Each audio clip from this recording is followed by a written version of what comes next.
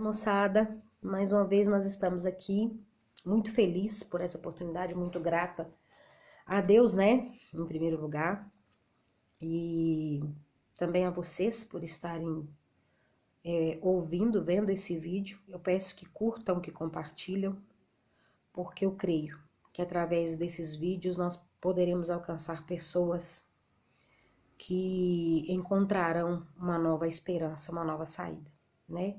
A nossa esperança é o Senhor e a nossa maior esperança é a vinda dele.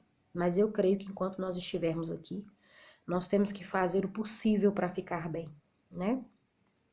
Então, se eu acredito que ao compartilhar, de alguma forma nós iremos ajudar alguém. Hoje nós iremos falar sobre os segredos dos relacionamentos de sucesso, né? Mais uma vez, nós iremos falar um pouco de temperamento. E os relacionamentos de sucesso são muito importantes, né? Os relacionamentos que têm sucesso, normalmente eles nos levam para um novo nível de vida, né? Eles nos levam para um novo patamar, um novo modelo, né? E eu descobri que, infelizmente, quando a gente não valoriza um relacionamento, a gente não reconhece os inimigos dos relacionamentos. Porque uma vez que esse relacionamento chega no final, você consegue olhar para trás e avaliar onde você poderia ter melhorado, né? E onde você poderia ter feito mais. E é um contexto. Mas aí eu tinha sempre uma pergunta: qual que é o segredo dos relacionamentos de sucesso, né? Porque quando um relacionamento meu acaba, seja de amizade, de parceria espiritual, relacionamento emocional, eu sempre tive o hábito de colocar a culpa no meu comportamento, né? De olhar para dentro de mim e falar: eu não fui suficiente. Eu devia ter feito isso, eu devia ter feito aquilo, né? Mas graças a Deus eu tive a oportunidade, o privilégio de ter a minha identidade bem trabalhada, né? Eu venho de muitas dificuldades na infância, também de muitos traumas, né? Não tive uma infância perfeita, mas eu sou muito grata a Deus pelos meus pais. Os meus pais, eles são o meu exemplo de vida.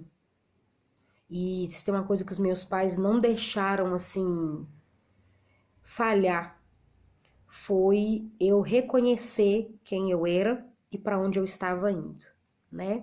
Os meus pais são religiosos e eles usaram uma religião como ferramenta, né? Hoje eu não me declaro religiosa, mas eu sou uma pessoa cristã.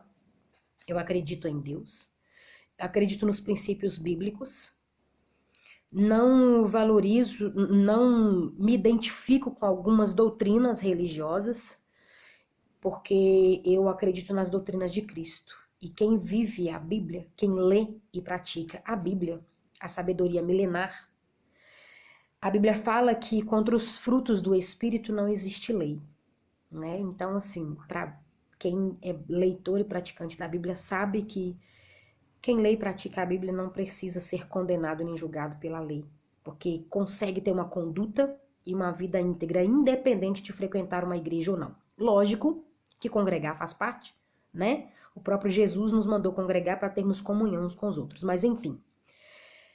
Hoje eu vou falar de 3 segredos dos relacionamentos bem-sucedidos. Primeiro, conheça o seu temperamento. Quando nós reconhecemos o nosso temperamento, a gente começa a identificar os pontos positivos para melhorar, né? Para fortalecer esses pontos positivos. E conseguimos também identificar os pontos negativos para serem também melhorados e também corrigidos, né? E aí é necessário saber se você é dominante, se você é analítico, se você é extrovertido e se é paciente, né? E pegar os pontos positivos e usar eles, né, para edificar pessoas, e pegar os pontos negativos e trabalhar eles. Por quê? Ontem eu ouvi uma frase no curso que eu fiquei muito feliz de ouvir aquela frase. Eu ouvi o meu mentor dizer o seguinte: quebrar é muito bom. Então eu entendo que se quebrar é bom, falir é bom, perder é bom, né? Porque tudo que acontece de ruim na vida da gente existe um lado positivo, né? Quando você quebra uma questão financeira, que era o tema do curso, você ainda tem valor, porque a quebra te dá autoridade. Você começa a aprender como não quebrar. E aí gera eficiência de vida.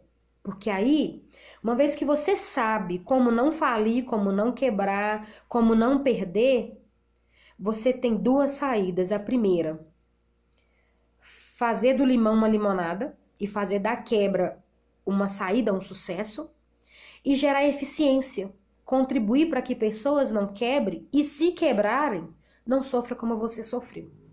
Então, assim, eu fiquei assim muito lisonjeada com a oportunidade, o privilégio de ouvir essa frase, porque eu tenho muita dificuldade com o perder, com o recuar, né? A minha característica, o meu temperamento dominante, predominante é o dominante. Então, quem é dominante sabe do que eu tô falando. A gente não se admite perder, não se admite quebrar, né? E muitas das vezes não se admite estar errado, né? O que é possível. E numa grande maioria, quando a gente não sabe controlar o temperamento, a gente acaba estando errado mesmo, né? Mas eu fiquei muito feliz.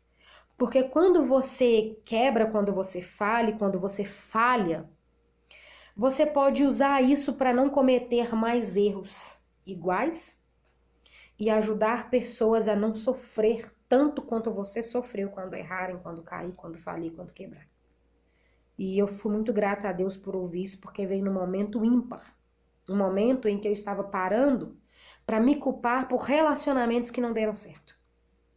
E eu consegui ver que, infelizmente, não deram certo. Mas por quê? Segundo segredo, conheça o temperamento das pessoas com quem você vai se relacionar. Seja espiritual, emocionalmente, financeiramente, mentalmente. Independente de quem é a pessoa, conheça o temperamento dela. Por quê? Os seus pontos negativos, ele vai edificar pessoas. Os seus pontos positivos pode detonar pessoas. Negativos pode detonar pessoas. Desculpa. Porém, quando você conhece o temperamento do outro, você vai saber lidar com os pontos negativos e com os pontos positivos. Certo? E muitas das vezes relacionamentos que não deu certo na sua vida não tinha nada a ver com você. Tinha a ver com o ponto negativo do temperamento do outro, que infelizmente não deu certo com o seu temperamento. Então, quando você conhece o temperamento do outro, duas coisas você aprende. Primeiro, como lidar. Segundo, se você dá conta de lidar ou não.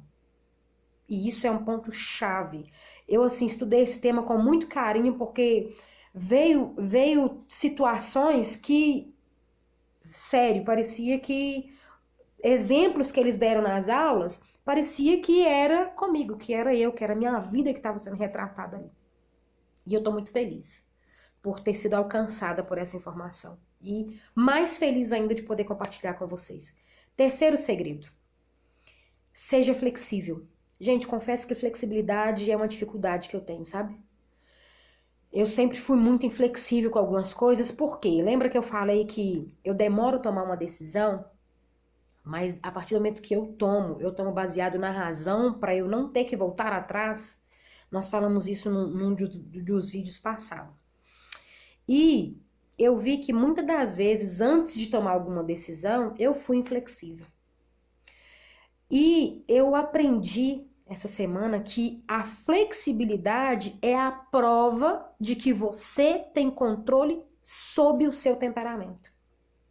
Não significa que você vai deixar uma relação chegar a um limite em que coloque a sua identidade, a sua característica, o seu valor em segundo plano. Mas a flexibilidade te dá a possibilidade de contornar situações, certo? Amigos e irmãos, eu gostaria de dizer que o que passou, passou. Use essas informações para trabalhar daqui para frente. Porque aquilo que está no passado, o Senhor vai te dar as oportunidades certas o momento certo e a hora certa para consertar, caso seja necessário um conserto. Mas cuide de você daqui para frente. Seja flexível com você, para que você seja assertivo nas suas decisões e nas suas escolhas de parceria, nas suas escolhas de relacionamentos, seja eles mentais, emocionais, espirituais ou financeiros. Seja flexível, aprenda a avaliar por quê. Nem tudo é como nós gostaríamos que fosse. E infelizmente nem tudo vai ser do nosso jeito. Eu confesso para vocês que eu aprendi isso com perdas. Eu aprendi isso com perdas importantes na minha vida. Mas eu sou grata a Deus porque eu perdi. E hoje eu posso estar aqui para te dizer isso. Seja flexível. Cuide do seu emocional. Porque a vida emocional desequilibrada, que foi o que aconteceu comigo em função das perdas, me geraram perdas irreparáveis. E eu não gostaria que vocês, por inflexibilidade, por não avaliar os dois lados, eu costumo dizer que uma relação tem 3 lados. O seu lado, que a gente sempre tá com a razão. O lado do outro, que normalmente também está com a razão. E o lado de Deus, que não precisa de razões para operar. Ele simplesmente opera. É assim que funciona com Deus. Então eu sou muito grata a Deus por essa oportunidade e quero dizer que quando a gente se torna flexível, a gente reduz muitos conflitos dentro dos relacionamentos. Quando a gente se torna mais flexível. E a flexibilidade também nos traz abertura para mudar, né? Uma das mudanças mesmo que aconteceu na minha vida, em função dessa crise, que eu era um pouco inflexível, é rede social, né? Os meus amigos íntimos próximos sabem que para mim estar aqui em frente a uma câmera é um desafio. Por quê? Apesar de saber do meu propósito de vida, apesar de ter chamados e reconhecer os meus chamados diante de Deus, do Todo-Poderoso, eu sempre fui muito fechada a algumas mudanças, né? Apegada a algumas doutrinas. E a flexibilidade me deu a condição de olhar e falar assim, olha, isso aqui é o meu jeito, eu gosto assim, mas pode ser que não seja assim, né? E confesso que até para admitir isso para mim é um pouco difícil.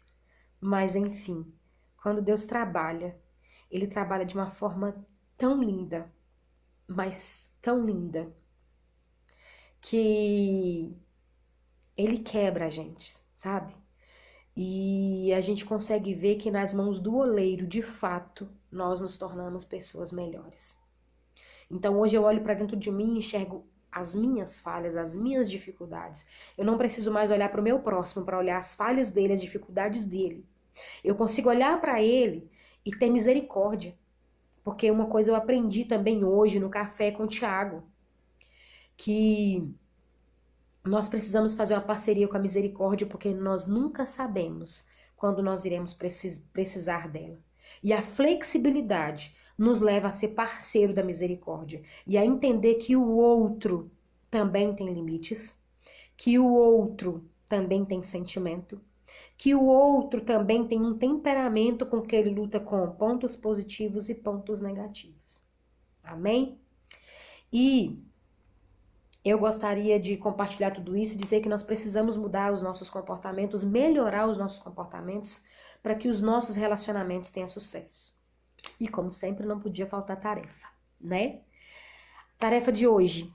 Eu gostaria que vocês anotassem 3 atitudes que vocês terão a partir de hoje para mudar o comportamento dentro dos relacionamentos de vocês.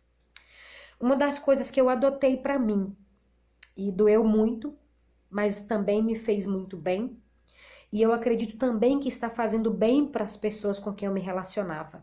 O deixar ir. Foi uma das coisas que eu anotei e tenho cumprido. Deixar as pessoas sair da sua vida. Fazer da vida delas o que elas acham que é melhor para elas. Por quê? A lei da semeadura é real e é divina. Aquilo que a gente planta, a gente colhe. E eu plantei inflexibilidade. Então agora eu preciso plantar flexibilidade. E eu tomei a decisão de deixar algumas pessoas que eu mentorava, né? que eu ajudava, que eu apoiava, que eu aconselhava e que eu achava que eu estava fazendo bem. Mas no fundo, eu estava fazendo mal. Eu estava sendo invasiva em função do meu comportamento e do ponto negativo do meu comportamento. Do meu temperamento, desculpa. Então, assim, eu deixei ir, né? A segunda coisa que eu anotei que foi muito bom. Por que eu tô falando isso? Porque eu acho que essas dicas são importantes, né? Estão me ajudando muito. Segunda coisa que eu anotei, eu comecei a entender que os resultados de algumas coisas, algumas consequências não podem ser mudados. Porque tem resultados na sua vida que não diz respeito a você, diz respeito à escolha que o outro fez, à decisão que o outro tomou. Daí, não dá para ficar se julgando, se oprimindo, se deprimindo, sofrendo por um resultado que não era de responsabilidade sua. Então, como existem resultados que não podem ser mudados, eu escolhi mudar os meus resultados, as minhas atitudes.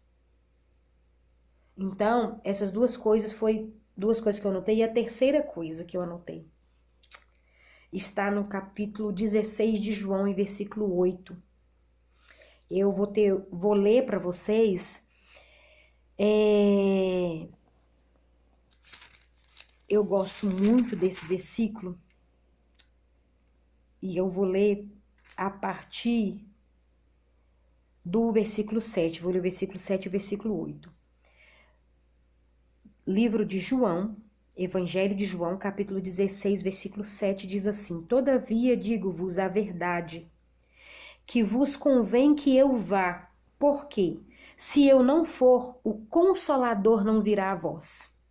Mas se eu for, enviá-lo-ei. E quando ele vier, convencerá o mundo do pecado, da justiça e do juízo. E eu tinha o péssimo hábito de brigar por isso. Querer que as pessoas mudem, querer que as pessoas acreditem na Bíblia, querer que as pessoas acreditem em Deus. Deixa eu te falar, eu aprendi uma coisa muito importante nos últimos dias também. Jesus é igual chocolate, para quem gosta de chocolate. Se você não gosta de chocolate, compare a Jesus uma coisa que você goste muito. Porque quando você experimenta de verdade, você quer sempre. Você nunca mais quer deixar. Então o Consolador, ele me consolou de uma forma. Porque quando a pessoa está em pecado, é porque ela não crê. Quem crê em Deus, quem crê no sacrifício de Jesus Cristo, não precisa de pecar para ser feliz. Se você for avaliar os 7 pecados capitais, você vai notar que todos eles são desnecessários. Mas enfim, quando as pessoas pecam, é porque elas têm fé em Deus,